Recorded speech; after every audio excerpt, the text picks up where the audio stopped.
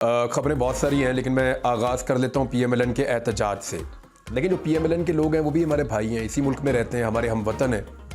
Peoples party के लोग भी ऐसे ही हैं, पीटीआई के लोग भी ऐसे ही हैं। तो एक्चुअली हम सारे पहले पाकिस्तानी हैं और यहाँ के रहने वाले हैं। उसके बाद हमारी वाबस्तगी मुख्तलिफ पॉलिटिकल पार्टीज से है। लेकिन रियासत का रवैया जो है वो हमारे बीच में एक डिवाइड पैदा करता है, एक तकसीम पैदा करता है। आज मैं देख रहा था कि चंद दर्जन लोग निकले और उन्होंने इस्लामाबाद एक्सप्रेस को बंद कर दिया और वहाँ पे उन्होंने दरख्त भी फेंक दिया, आग भी लगा दी, रोला भी डाला हुआ था। ज़रा थोड़ा सा गौर करें, मेरे पीएमएलएन वाले जो भाई हैं वही गौर कर लें, जो हुकूमत के अंदर लोग मौजूद हैं वही इस बात पे गौर कर लें। क्या अगर इतना एहतजाज पाकिस्तान तहरीक इंसाफ ने किया होता तो अब तक कितने गद्दारियों के, बगावतों के और दहशतगर्दियों के मुकदमात हो चुके होते, कितने छापे पड़ चुके होते, कितना चादर और चार दीवारी का तकद्दुस पामाल हो चुका होता। ये सारी चीज़ें हो जाती। यानी एक पॉलिटिकल पार्टी को रियासत ने सौतेला बनाया हुआ है और एक पॉलिटिकल पार्टी के लोगों को जो है वो ऐसा ट्रीट करते हैं जैसे किसी दुश्मन मुल्क से आए हुए हैं। वो भी यही रहने वाले हैं, इसी मुल्क के अंदर है। हो सकता है उनकी तादाद आपसे ज़्यादा हो। यानी अगर तहरीक इंसाफ एहतजाज करने निकलेगी तो आप तो चंद दर्जन निकले, हो सकता है वो चंद 100 निकल आए, चंद हज़ार निकल आए या इससे भी ज़्यादा निकल आए। तो रियासत का जो रवैया है एक मखसूस पॉलिटिकल पार्टी की तरफ, ये बड़ा जालिमाना है। ये चीज़ें परवेज़ मुशर्रफ साहब के दौर में मुस्लिम लीग नून ने फेस की थी, ये चीज़ें पाकिस्तान पीपल्स पार्टी ने ज़िया उल हक के दौर में फेस की थी और पाकिस्तान तहरीक इंसाफ इन दोनों जमातों की हुकूमत में वही चीज़ें फेस कर रही है। आप अंदाज़ा कीजिए, है तो इसके पीछे एस्टेब्लिशमेंट, लेकिन आप गौर कीजिए ना कि पीपल्स पार्टी ने ज़िया उल हक की डिक्टेटरशिप में मार खाई, मुस्लिम लीग नून ने परवेज़ मुशर्रफ की डिक्टेटरशिप में मार खाई और इन दोनों ने मिलकर एक डिक्टेटरशिप कायम की एस्टेब्लिशमेंट के साथ मिलकर और पाकिस्तान तहरीक इंसाफ को मारा। इन्होंने नहीं सीखा कि कितना जुल्म है, बल्कि जितना जुल्म इनके ऊपर हुआ उससे ज़्यादा जुल्म इन्होंने पाकिस्तान तहरीक इंसाफ के ऊपर किया। और आज रियासत को आप देखें, ना दफ़ा 144 का ख्याल है किसी को, ना मुहर्रमुल हराम के तकद्दुस का ख्याल है किसी को, ना सड़कें बंद हो जाने से लोगों की आमदरफ्त का ख्याल है किसी को। और उस एहतजाज को प्रोटोकॉल दिया जा रहा है, सपोर्ट किया जा रहा है। वेरी अनफॉर्चुनेट, चंद दर्जन लोग थे, ज़्यादा लोग भी नहीं थे। और ये जो एक जानिबदाराना रवैया होता है ना, ये रवैया रियासत के अंदर रहने वाले लोगों में तकसीम पैदा करता है और एहसास कमतरी पैदा करता है। जो वजीर साहब बड़े ज़बरदस्त शायर थे, गिलमन, उनके शहीद होने के बाद जिस तरह लोगों ने उनकी मैयत का इस्तकबाल किया, हज़ारों लोग रात गए तक काफिले के अंदर शामिल थे। एक बड़ा अफसोसनाक वाकया है, लेकिन ये चीज़ें नफरत पैदा करती हैं, डिवाइड पैदा करती हैं। लोगों का तहफ़्फ़ुज़ रियासत की जिम्मेदारी है। जो मारंग बलोच और ख़वातीन के साथ बलूचिस्तान में हुआ, जो बलोच ख़वातीन एहतजाज कर रही थी, जिस तरह उनके पल्लू पकड़ के खींचे गए, लॉ इन्फोर्समेंट की जानिब से उनके साथ खींचातानी की गई, आंसू गैस की शेलिंग की गई, ख़वातीन पर तशद्दुद किया गया। अनफॉर्चुनेट है, बदकिस्मती है, इससे नफरत पैदा होती है, डिवाइड पैदा होती है। ये डिवाइड नहीं होनी चाहिए। आज पाकिस्तान तहरीक इंसाफ के वर्कर को किसी और तरह देखा जाता है, बाकी पॉलिटिकल पार्टीज के वर्कर्स को किसी और तरह देखा जाता है। ये बदकिस्मती है। और तहरीक इंसाफ के वर्कर कंटिन्यूसली सोशल मीडिया पे ये सवाल उठा रहे हैं कि क्या रियासत हमारी माँ नहीं है? क्या हम इस रियासत के, इस मुल्क के बेटे नहीं है, या हम इस मुल्क की बेटियां नहीं है? जब हम एहतजाज करते हैं तो हमारे ऊपर बड़े खौफनाक मुकदमे होते हैं, छापे पड़ते हैं, चादर और चार दीवारी का तकद्दुस पामाल होता है। ये सड़कें भी बंद कर दें तो इनके ऊपर कुछ नहीं हो रहा। एक जैसा सलूक रियासत को करना चाहिए। चीफ इलेक्शन कमिश्नर से इस्तीफे का मुतालबा सामने आ गया। ये बड़ा हसास और बड़ा अहम मामला है और ये मुतालबा जो प्रैक्टिकली है, पाकिस्तान तहरीक इंसाफ ने तो ये मुतालबा किया। इसके अलावा जो एक तहरीक चल रही है, तहरीक तहफ़्फ़ुज़ आईन पाकिस्तान, अचकज़ई साहब उसको लीड कर रहे हैं, महमूद खान अचकज़ई साहब। तो जो तहरीक तहफ़्फ़ुज़ आईन पाकिस्तान है, वहाँ से भी ऐलान किया गया कि फौरी तौर पे चीफ इलेक्शन कमिश्नर जो हैं वो मुस्ताफ़ी हो जाए। अदरवाइज पाकिस्तान तहरीक इंसाफ प्लान कर रही है इनके खिलाफ एक रेफरेंस भी फाइल किया जा सकता है आने वाले दिनों में।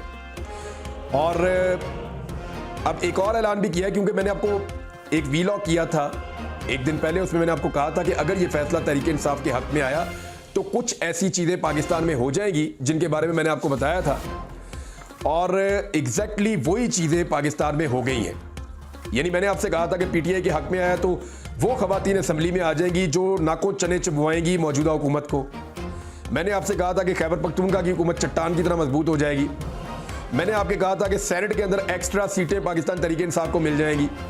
मैंने आपसे कहा था कि कादी साहब की एक्सटेंशन का मामला ख़त्म हो जाएगा, वो नहीं हो पाएगी। मैंने आपसे कहा था कि तहरीक इंसाफ का मोराल बहुत बुलंद हो जाएगा और जजेस रूल ऑफ लॉ के साथ ज़्यादा बड़ी तादाद में और ज़्यादा ताकत के साथ खड़े हो जाएंगे। ये चीज़ें मैंने आपको कही थी और इम्पैक्ट इसका यही आ रहा है। याद रखिएगा कि अभी कुछ और चीज़ें पाकिस्तान में होने जा रही हैं। एक तो कादी फायद ईसा साहब की एक्सटेंशन अब नहीं हो सकती। अभी इस वक्त जो हुकूमत के बाद नंबर बाकी है, फार्म 47 की जो जाली कार्रवाई हुई है उसके मुताबिक अभी तो फार्म 47 वाले बंदे भी फारिग होंगे ना, फार्म 45 वाले अभी आएंगे और बहुत सारी सीटें हैं। लगभग 100 सीटों के ऊपर पाकिस्तान तहरीक इंसाफ का क्लेम है कि धांधली हुई है। वो मामला जाएगा, 100 में से 20, 25, 30 भी आती है तो हुकूमत ही बदल जाएगी। तो अभी इस वक्त 205 इनकी तादाद बनती है, प्लस माइनस करके जो हुकूमती इत्तेहाद है इसकी तादाद 205 बनती है। इन्हें चाहिए 224, 2/3 अक्सरियत के लिए। अगर कादी फायद ईसा साहब को एक्सटेंशन देनी है तो पाकिस्तान तहरीक इंसाफ के 39 MNAs पाकिस्तान तहरीक इंसाफ के करार दिए गए हैं। 41 MNAs को आजाद करार दिया गया। वो कोई भी पॉलिटिकल पार्टी ज्वाइन कर सकते हैं, चाहे वो पाकिस्तान तहरीक इंसाफ को ज्वाइन करें, चाहे वो किसी और पॉलिटिकल पार्टी का हिस्सा बन जाएं।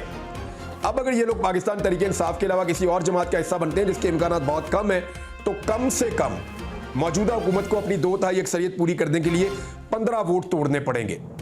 वो 15 वोट तोड़ेंगे, फिर उसके साथ कुछ मखसूस नशिस्तें उनको मिल जाएंगी, तो वो अपना 19 का फिगर पूरा करके 224 पे पहुंच सकते हैं। लेकिन क्या 15 बंदे तोड़े जा सकते हैं? तो इस वक्त उसका जवाब है कि नहीं। पीटीआई के जो आजाद भी रह गए हैं ना, 41 में से 15 बंदे तोड़ना तकरीबन नामुमकिन है। हाँ, 2-4 की बात कोई करे तो शायद मान लें, 2 की 3 की, इससे ज्यादा नहीं हो सकती। अच्छा, जिन लोगों का थोड़ा बहुत खतरा था कि वो इधर उधर स्लिप हो सकते हैं, वो पाकिस्तान तहरीक इंसाफ के करार दे दिए गए हैं। ये नहीं, वो दौड़ ही नहीं सकते, अब भाग ही नहीं सकते अब, और वो पाकिस्तान तहरीक इंसाफ का हिस्सा है। और जो हिस्सा नहीं है उनमें से बंदे तोड़ना बहुत मुश्किल है। कैसे तोड़ेंगे? शहरियार अफरीदी को तोड़ लेंगे, अली मोहम्मद खान को तोड़ लेंगे, कैसे तोड़ेंगे? जरताज गुल को तोड़ लेंगे। जरताज गुल तो वैसे भी दूसरी लिस्ट के अंदर शामिल है, 39 वाली में। तो इन लोगों को तोड़ना जो है वो अब मुमकिन नहीं है और ये लोग पाकिस्तान तहरीक इंसाफ के साथ खड़े होंगे। फर्ज करें अगर हुकूमत तोड़ भी लेती है तो फिर भी सेनेट के अंदर उनके पास 2/3 अक्सरियत नहीं है। उन्हें दोनों ऐवानों के अंदर 2/3 अक्सरियत चाहिए आइन में तरमीम के लिए। तो सेनेट में 2/3 अक्सरियत कहां से लाएंगे? क्योंकि पाकिस्तान तहरीक इंसाफ ये सीटें मिलने के बाद सेनेट में अपनी अक्सरियत को बढ़ा लेगी और सेनेट के अंदर पाकिस्तान तहरीक इंसाफ की नशिस्तें बढ़ने के बाद जो हुकूमती इत्तेहाद है वो 2/3 अक्सरियत से महरूम हो जाएगा और इस तरह वो आईनी तरमीम नहीं कर पाएंगे। तो कादी फायद ईसा साहब का ये ख्वाब कि उनको एक्सटेंशन मिले, या जिन लोगों ने ये ख्वाब देखा कादी साहब के बारे में, वो तो टूट गया। देखिए, मियां नवाज शरीफ साहब के लिए जो लाइफ लाइन है ना, वो कादी फायद ईसा है। मैंने आपको पहले भी बताया था, नवाज शरीफ साहब के भाई जो हैं वो वज़ीर आज़म बने, नवाज शरीफ साहब नहीं आए। नवाज शरीफ साहब का भतीजा जो है वो वज़ीर आला पंजाब बना, मियां साहब नहीं आए। अब जनरल बाजवा जो हैं वो तब्दील हो गए, नए आर्मी चीफ आए, नवाज शरीफ साहब नहीं आए। बेशुमार चीजें हुई नवाज शरीफ साहब के मुताबिक, सारी पीटीआई की हुकूमतें खत्म हो गई, इमरान खान जेल में डाल दिए गए, नवाज शरीफ साहब नहीं आए। नवाज शरीफ साहब कब आए? जब काजी फायज ईसा साहब 17 सितंबर 2023 को चीफ जस्टिस ऑफ पाकिस्तान बने, तो फिर नवाज शरीफ साहब ने ऐलान किया कि अब वो वापस आ रहे हैं। और काजी फायद ईसा साहब के चीफ जस्टिस बनने का जितना फायदा पीएमएलएन को और नवाज शरीफ साहब को हुआ, आप अंदाजा भी नहीं कर सकते, और बेशुमार नुकसान इसका पाकिस्तान तहरीक इंसाफ को हुआ है। अब जब आप ये वीलॉग सुन रहे हैं तो काजी फायद ईसा साहब के पास बाकी रह गए हैं 106 दिन, जिनमें से अगर आप छुट्टियां निकाल दें तो बाकी रह जाते हैं लगभग 68 या 69, 70 से कम दिन रह जाते हैं काजी फायद ईसा साहब के।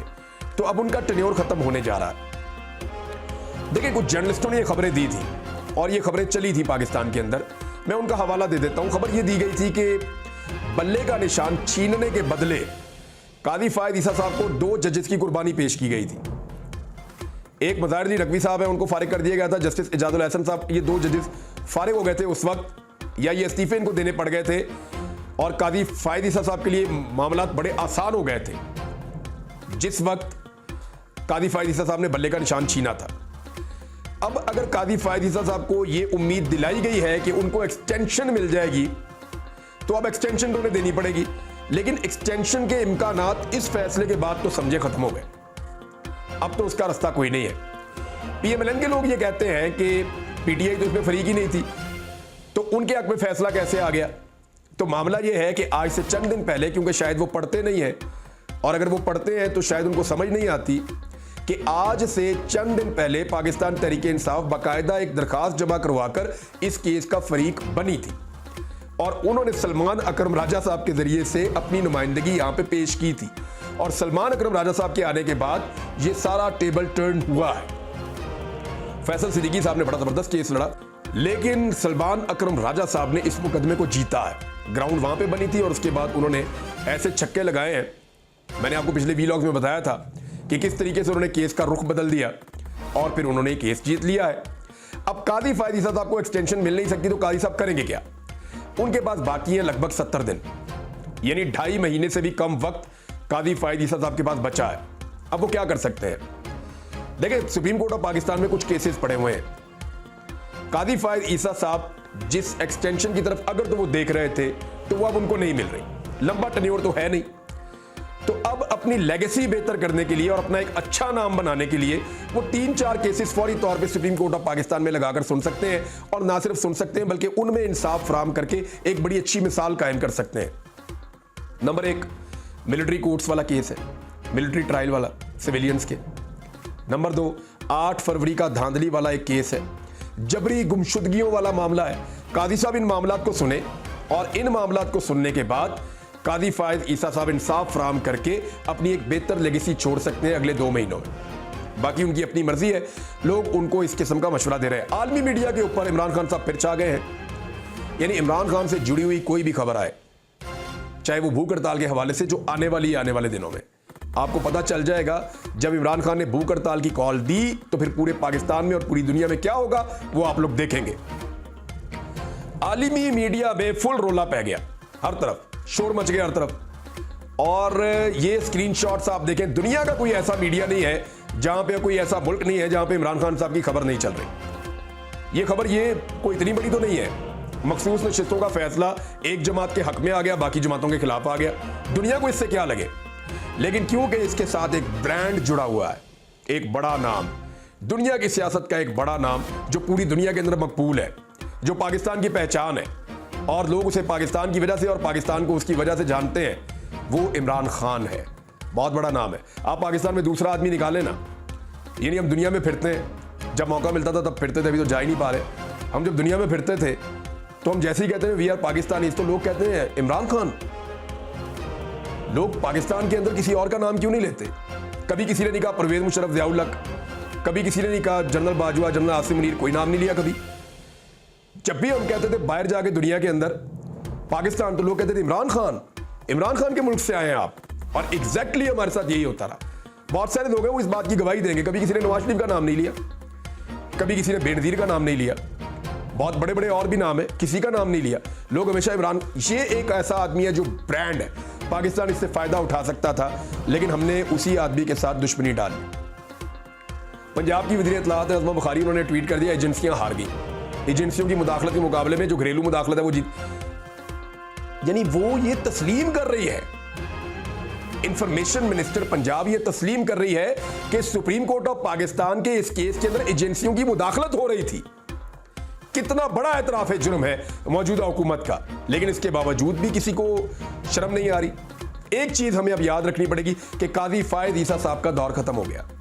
पाकिस्तान तहरीक इंसाफ के लोग इसको हमेशा स्याह दौर के तौर पे याद रखेंगे, मैं इसको स्याह दौर के तौर पे याद रखूंगा, क्योंकि मुझे इस दौर में इंसाफ नहीं मिला।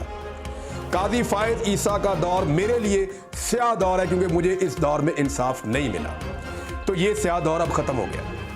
अब कादी फायद ईसा सिर्फ अपनी नशिस्त पे बैठेंगे और वो उतने पावरफुल नहीं होंगे, या उनका वो इन्फ्लुएंस या उनका वो असर रसूख नहीं होगा सुप्रीम कोर्ट पे जो इससे पहले उनका हुआ करता था।